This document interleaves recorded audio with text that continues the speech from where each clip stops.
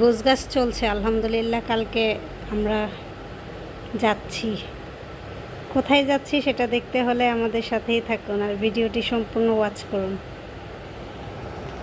বাইরে থেকে নাস্তাটা নিয়ে আসছে, ওইটা দিয়ে আজকে আমরা সকালের নাস্তাটা সেরে নিচ্ছি। সকালবেলা আর ইচ্ছে করেনি যে উঠে নাস্তা রেডি করব, তারপরে খেয়ে দিয়ে বের হব। চিন্তা করলাম যে একটা জায়গায় যাব, আর সকাল থেকে ঘুম থেকে উঠেই দেখি বৃষ্টি শুরু হয়ে গিয়েছে। আসলে এই বৃষ্টি যে কখন থামবে সেটাও বুঝতে পারতেছি না, আল্লাহ জানে কি হবে। এইভাবেই আমার সব আশায় জল ঢেলে দিল পুরা। কত কিছু প্ল্যানিং আছে যে একটা জায়গায় যাব, তার আগে আমরা আরও কিছু কাজ করব। এখন আল্লাহই জানে কি হবে। তাই এখন অপেক্ষা করছি রেডি হয়ে, যে বৃষ্টি থামার অপেক্ষা, থামলেই বের হয়ে পড়বো ইনশাল্লাহ।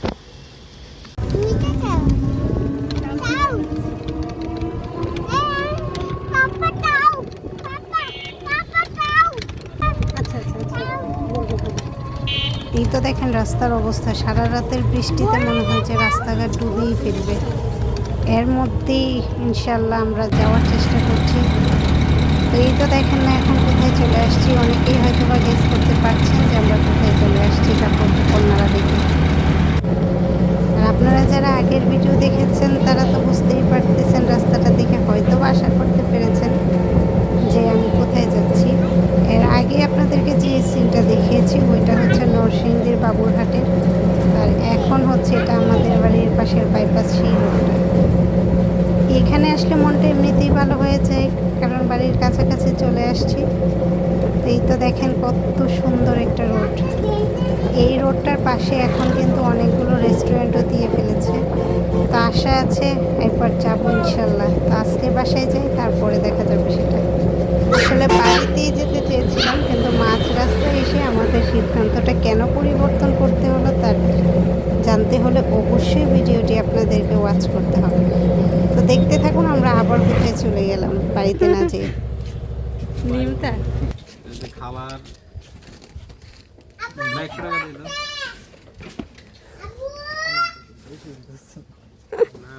আয়াত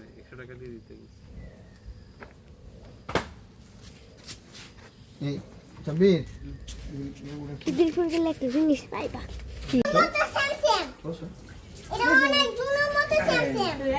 ধরো, দুই হাতে ধরো।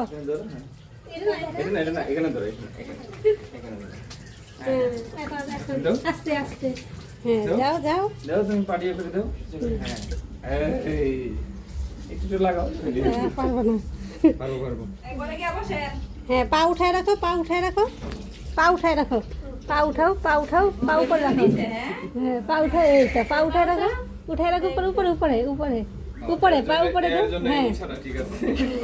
আর একটু উঁচু দরকার ছিল, আর একটু উঁচু দিলে উপরে যাবে। উপরে যাবে তো, উঠতে পারতো না, নিজে নিজে উঠতে পারতো না।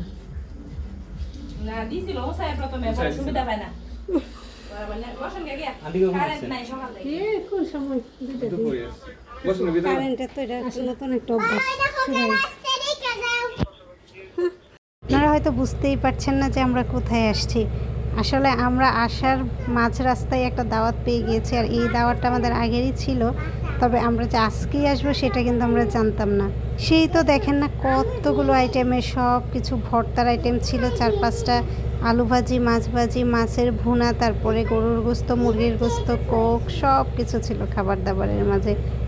আমরা একটা দাওয়াতে চলে আসছি, আর ওনারা এত আন্তরিকতার সাথে আমাদেরকে খাইয়েছে যে বলার বাহিরে। আর খাবার দাবারগুলোও ছিল অসাধারণ।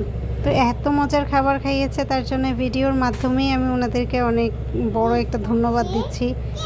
হয়তোবা উনি আমার ভিডিওটি দেখবেন, যদি দেখে থাকেন তাহলে অসংখ্য ধন্যবাদ আপনাকে। আর আমরা অনেক টায়ার্ডও ছিলাম, কিন্তু তারপরেও খাবারগুলো এত মজা ছিল। স্পেশালি শুটকি ভর্তাটা, তারপরে মাছ ভর্তাটা জাস্ট অসাধারণ ছিল। তো আমরা ভরপেট খেয়ে তারপরে কিন্তু এখান থেকে আমাদের বাসায় চলে যাব। তো যেহেতু দাওয়াতটা দিয়েছে আর না গেলেও মনটা খারাপ করবে, এজন্য ভাবলাম যে যাই, একটু কষ্ট হোক তারপরও দাওয়াতটা অ্যাটেন্ড করি। আর দাওয়াত দিলে কেউ কিন্তু আশা করেই দেয়, আর আমরা যদি সেটা রক্ষা না করি তাহলে তাদেরও মনটা অনেক ছোট হয়ে যায়। এই জন্যই চিন্তা করলাম যে যতই টায়ার্ড থাকি যাই হোক না কেন একটু যাই, যে খাওয়া দাওয়া শেষ করে তারপরে চলে যাব আমাদের বাসায়। আর আমরা কিন্তু দাওয়াতেও গিয়েছিলাম একটা পুলিশ অফিসারের বাসায়। তো ওনারা অনেক বেশি আন্তরিক ছিল, আর আন্তরিকতার সাথেই আমাদেরকে অনেক খাইয়েছেন। আর সেটা আমাদের বাসার খুব কাছে হওয়াতে চিন্তা করলাম যে খাওয়া দাওয়া শেষ করে তারপরে একবারে বাসায় চলে যাই, তারপরে রেস্ট করব।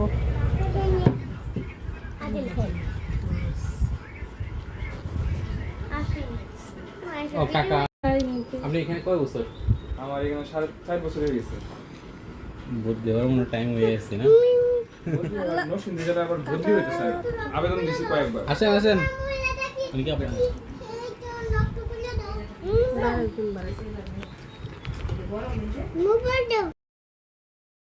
এই তো আমরা এখানে অনেক আলাপ আলোচনা চলছে, তারপরে কুশল বিনিময় আর অনেক কথাই শেয়ার করলাম একজন আরেকজনের সাথে। ওনার সাথে অনেক কথা বললাম, আমাদের সাথে অনেক কথা বললো।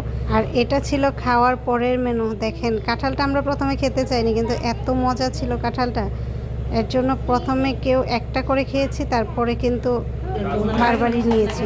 আর ওই দিক দিয়ে ওদের অবস্থা দেখেন। আর রাস্তায় আসতে না আসতেই দেখেন কি অবস্থা, কাদের সাথে দেখা। আমরা যাচ্ছি সিএনজি করে, তো পাশে দেখি যে ওনারা বসে আছেন। ভাবলাম যে একটু সাক্ষাৎ করেই যাই, কি হবে আর। তো নেমে পড়লাম আর দেখছি, একটু মজা নিচ্ছি। আসলে ওই এলাকাটার একটা ভিডিও আমার চ্যানেলে আছে, যদি চান তাহলে দেখতে পারেন। তো যেহেতু বানরে নিয়ে একটা ভিডিও আমার চ্যানেলে অলরেডি আপলোড করা আছে, এজন্য আমি আর ইন ডিটেলস দিলাম না। কিন্তু এটা যেহেতু আমাদের চোখের সামনেই পড়ে গিয়েছে, এই জন্য ভাবলাম যে আপনাদের সাথে একটু শেয়ার করে দিই। ওদের তো খিদা লাগছে, এবার কি হবে? আন্টি তোমার ব্যাগ সামলাও, ব্যাগ টান দিয়ে নিব। কই থেকে কলা দিব? কলা নাই তো, কলা পানি নাই, আনি নাই কলা নাই তো।